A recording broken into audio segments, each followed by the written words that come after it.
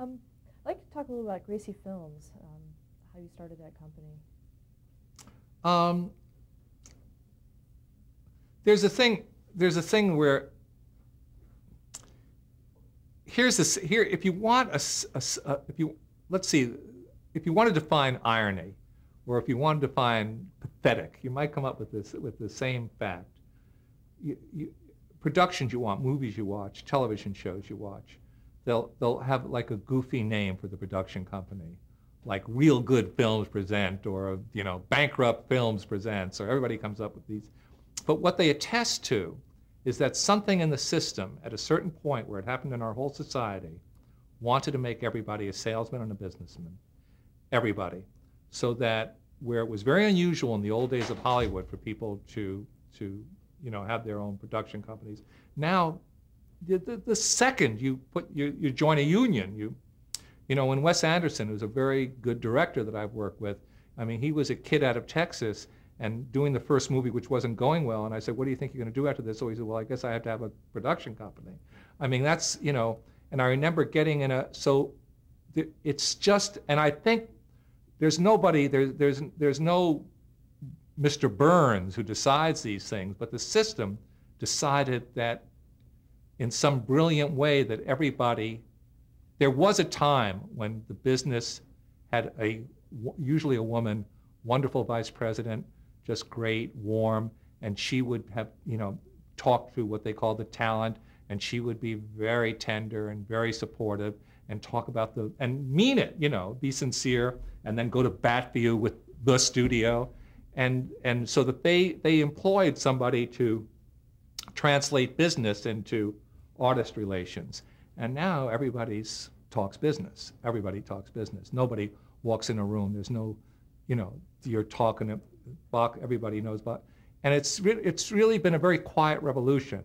And I think that what we were talking about it earlier is that what I thought would be finally compromising, just that you run a company, that you have a company, which I have, hasn't been. But I always see these names, and people put on the funny names because they want to resist the fact that they have become a business, that they're a businessman, and that's why you put the names up there, because you say not me as you sign, as you put the name up there.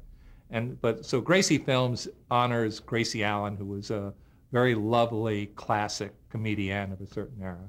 So we name it Gracie Films, and we've existed by saying that that so far, there might have been just half an exception to this, but we've been around a long time, no writer gets rewritten, and every writer gets the opportunity to either direct or produce his work.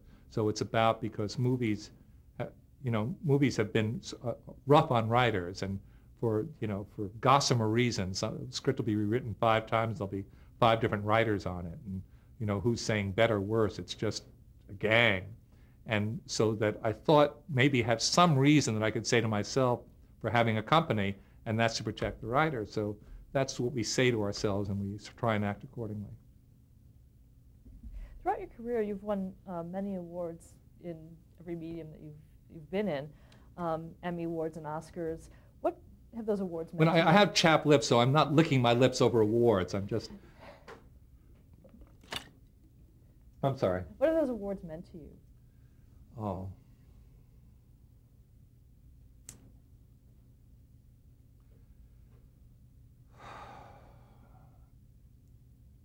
I don't think anybody can, I think it's impossible to be honest about awards. There's something weird.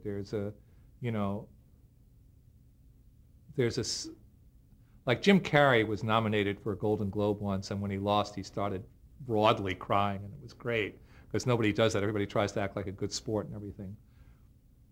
The truth is that, I'm very aware of everything I've, won, but the thing that I take most pride in right now, and this is, pride is a tricky thing, because it's, it becomes something else very easily, but I'm aware of, and that I got an Emmy for, my show's got Emmys for drama, comedy, variety. There's a news thing I got once, and so I'm aware of that, and I like that, and you know, though it might sound awful to say, and it does sound awful to say, and I guess I should be, you know, taken to the streets and beaten immediately, but I don't know how many Emmys I've won. But I do know a lot, and I do know I'm not in first place. So whatever that speaks to, I'm just trying to be honest instead of giving a glib answer here.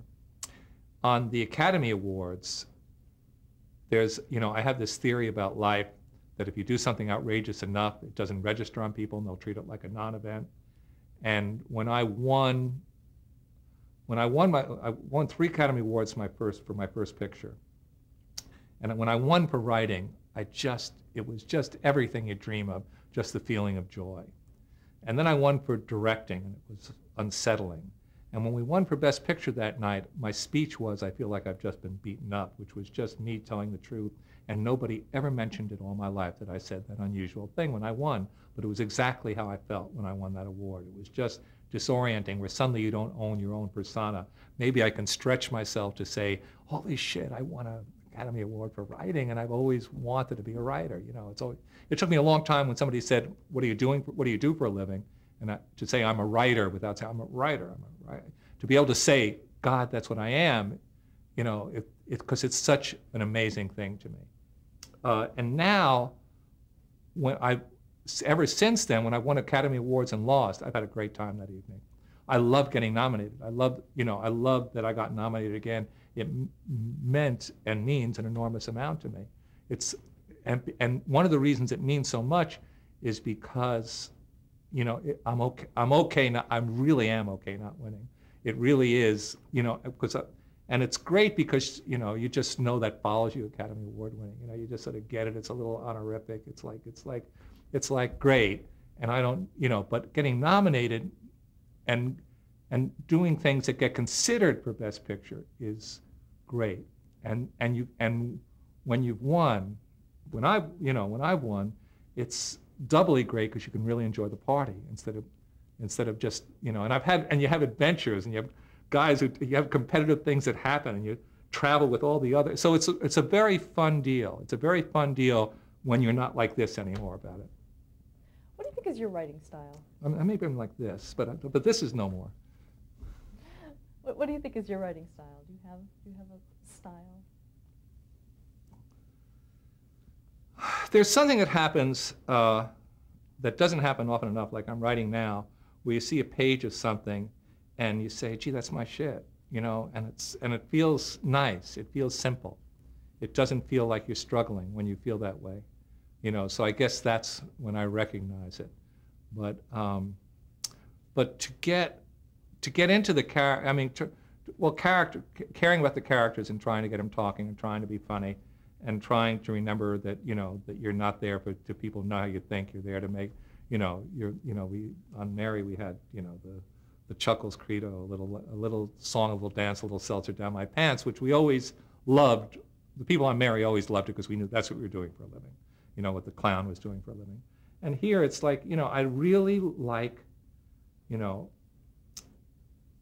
like chasing character, and, you know, and story's tough, but story's everything. So as I know how tough story is, I know that story's everything, and that's always a struggle.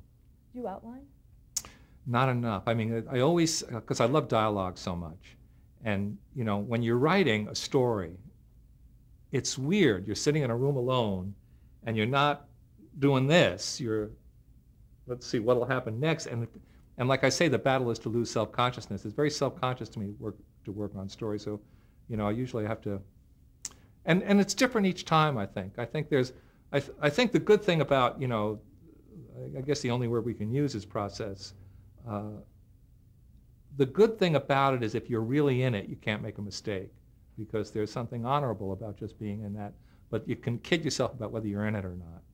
And you can't give yourself that leeway. It's okay not to write a line for a week if you're in process. But if you're not, don't say I'm in process. And it's tricky. Do you tend to write more with, do you start with the character or more with the story?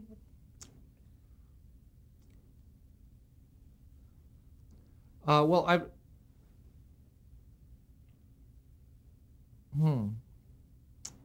it goes a lot of different ways. I mean, this last one was in the research. Somebody, you know, a 19-year-old girl said something, and that's sort of started to be the picture. In broadcast news, it was a woman I met who told me, just told me a dating problem she was having that became the picture. So it can be, but this is something I believe, I take it for granted so much, that it's not, I want to do this. It's not, at a certain point, if you work your tail off, the movie becomes the boss and the script becomes the boss, and it's no longer you. You have something that you've lifted at least this high, so you're serving something else. Because just serving yourself is weird. It's weird. But if you can just lift it up this high so that it becomes a boss and you're just representing it, and then it gets a little easier. Can you usually feel that when you're writing? Can you feel when you've hit that? Yeah, and then it gets tough again. But yeah, I can. Where is that usually in your process? Or does it change?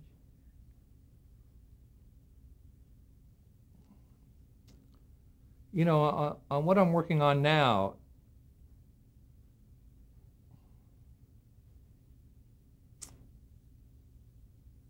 I think it happened a couple of times. I think I had it and lost it, and had it and lost it, and and I'm in the home stretch now.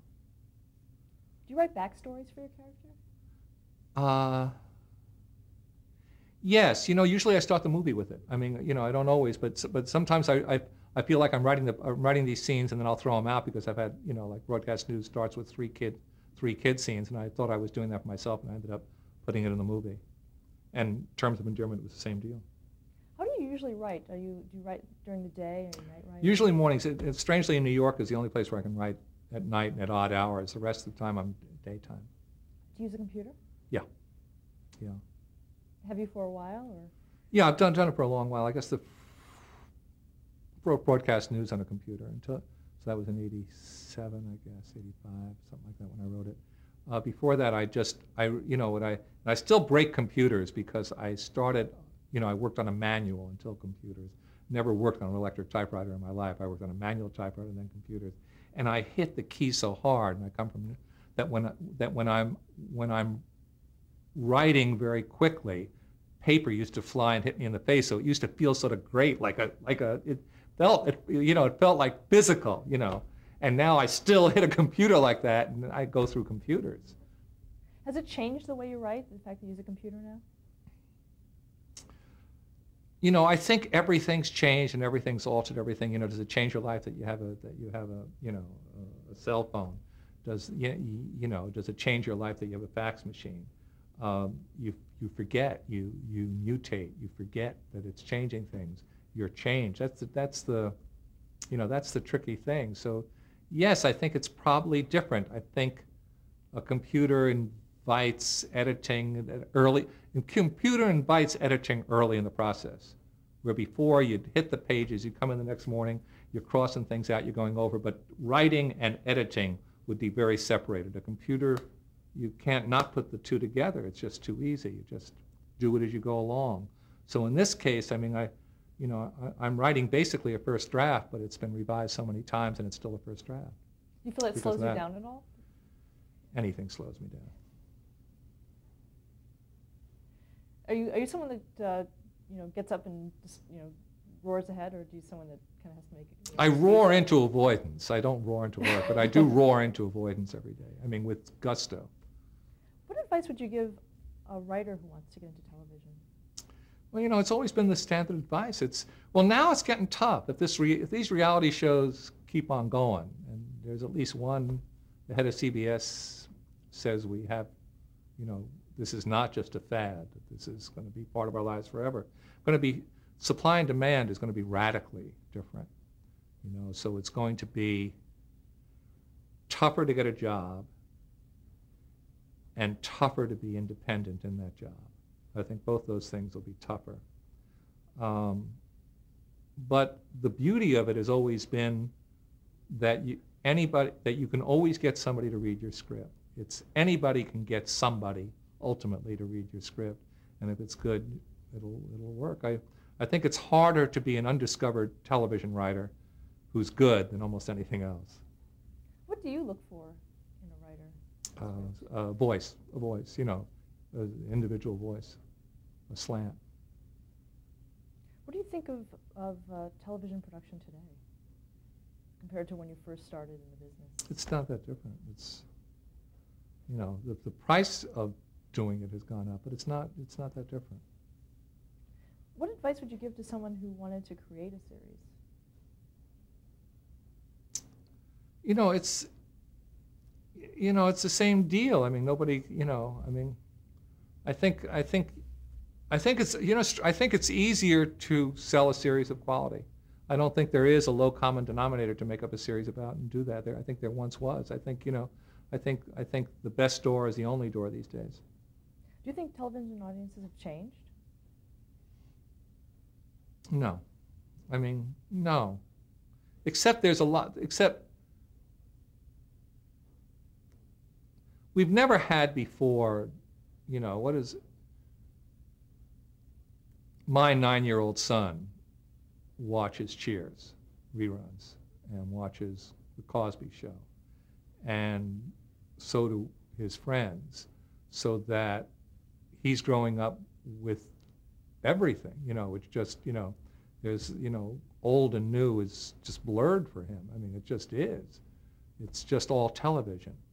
And it's just keeps on, and it's brilliant. And it's, there's no way to exaggerate that the much, if not most of the brilliant work in the culture is being done in television today. I mean, it's truer now. That's what's changed. If you want to know what's new, there's always been some excellent television. And as we talked, I think earlier, there was a golden time for news and there was a golden time for original drama.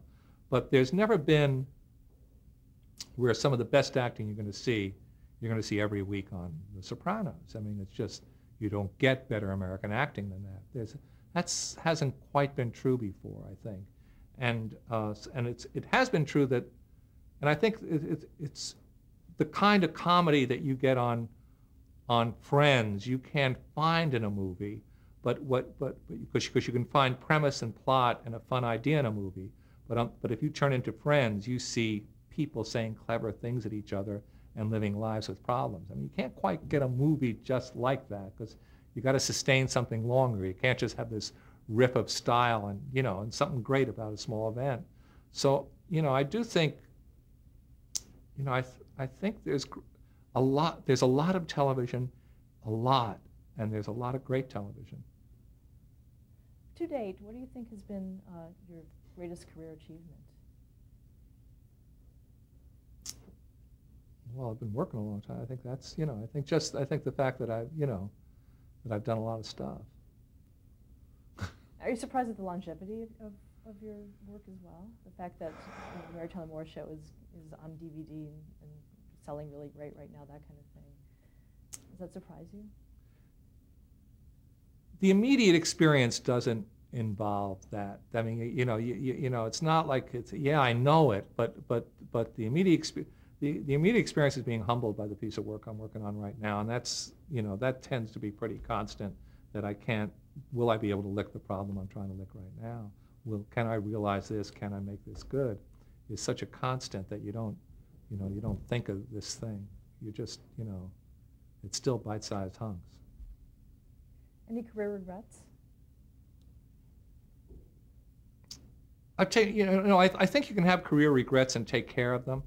I believe in a certain kind of penance. I believe that, that if you make a mistake and if you do something really right, it just clears the books on some of that. And, so my balance sheet, maybe I'm a little in arrears, but, I still got a shot to make up for it. Did you have a mentor in the business?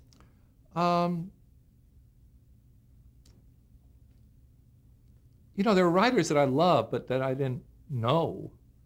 I mean, I think there were spectacular writers. I think Paddy Chayefsky just stone cold saw the future 20 years off twice and wrote great people saying it. I mean, that's like the weirdest writing. That's the weirdest achievement to me, that one man did Hospital and one man did Network.